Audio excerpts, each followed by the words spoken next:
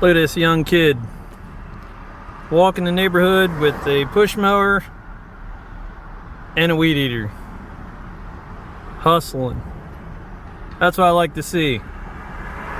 Better than him sitting at home playing on his phone, playing a PlayStation 4, Xbox One, any of that crap. He's out here making money.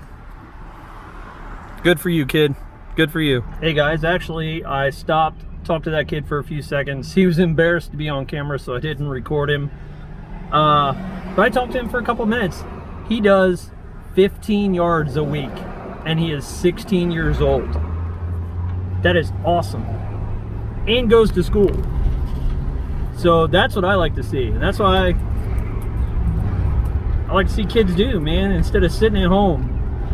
You know, I was out hustling like that when I was a kid, mowing yards for nickels on a dollar today, man. So, yeah, I ended up giving him, I gave him 20 bucks. And he actually started to tear up. I didn't want that. I wanted him to feel, you know, feel good, feel accomplished, like he's doing something with his life. I like that.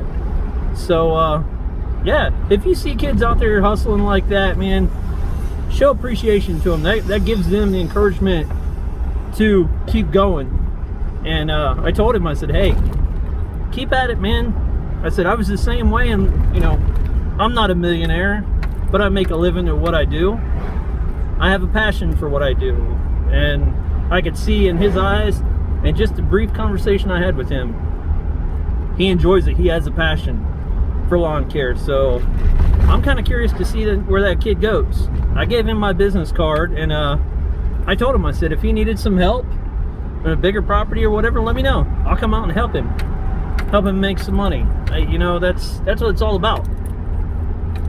So you guys take it easy. I'm gonna pay attention to driving here. I got you set up on my dash. So I will catch you all later. Have a good one.